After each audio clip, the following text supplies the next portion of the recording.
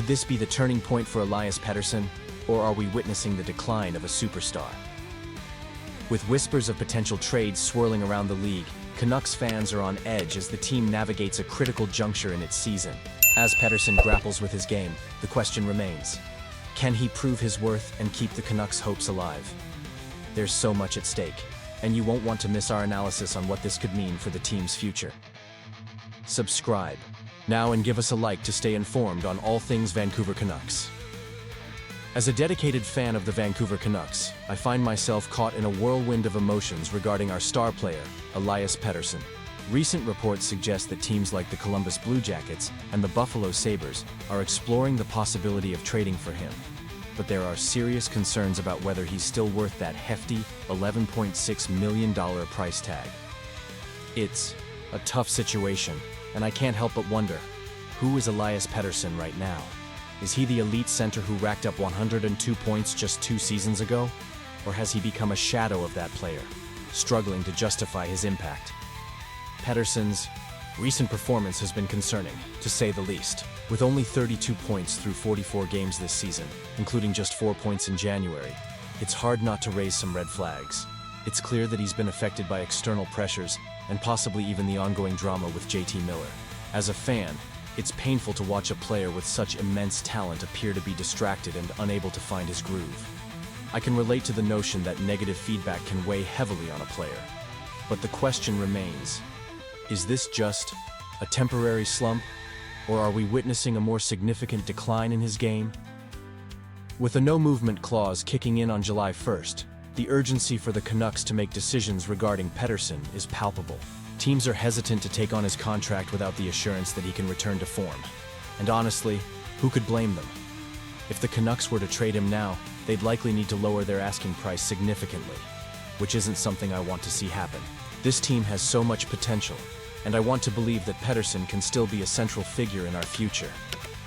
It's worth noting that the recent news about a potential increase in the salary cap could ease some of the pressure surrounding contracts like Pettersson's. But let's be real. No team is going to jump at the chance to take on a risk without seeing a glimmer of hope that he can bounce back. The Canucks need Pettersson to heat up. Otherwise, the worry that he might be broken will only deepen. And that's a position no fan wants to see our beloved team in. The Canucks have shown they are open to moving both Pettersson and Miller, but they're not looking to take a huge loss or be taken advantage of in a trade. It's a delicate balance, and I can't help but feel torn. On one hand, I want the team to be aggressive in making changes if they believe it's necessary. But on the other hand, I don't want to see us give up on a player who has so much talent. If we could just get one team to believe in Pettersson's ability to reclaim his game, it would make moving him much easier.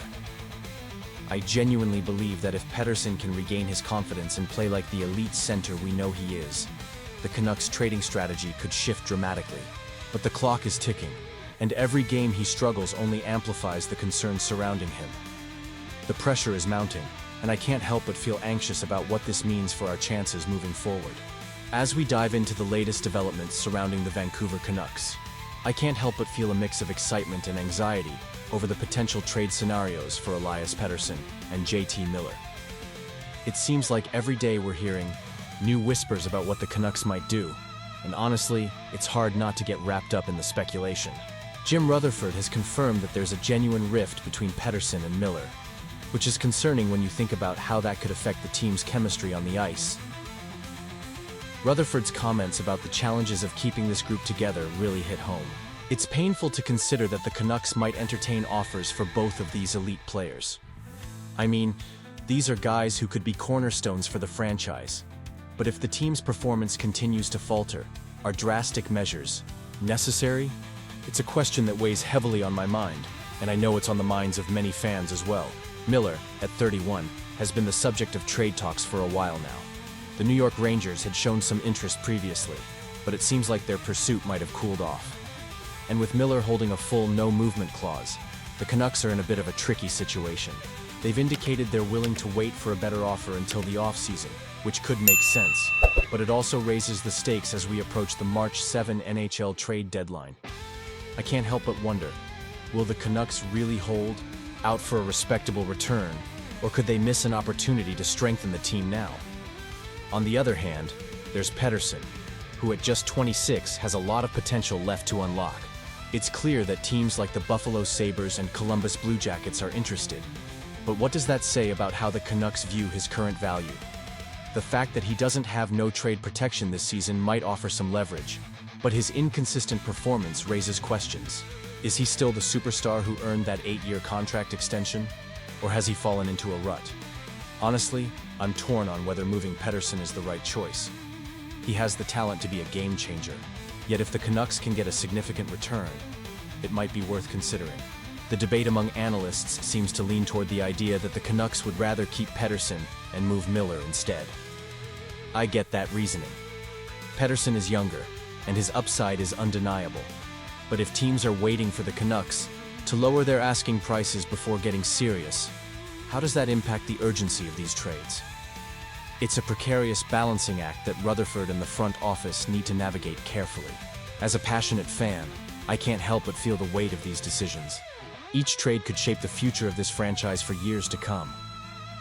I'm sure you all feel the same way. The stakes are incredibly high, and we're left wondering what direction the team will take. So, what do you think?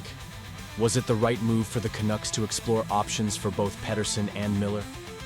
Are they making the right call by leaning toward retaining Pettersson? I want to hear your opinions down below. This is a pivotal moment for the Canucks, and your insights could add so much to the conversation. Don't forget to like, share, and subscribe to the channel to stay updated on all the latest news surrounding our Vancouver Canucks. And activate that notification bell to get all the latest updates. Let's keep the discussion going, and I'll catch you all in the next video.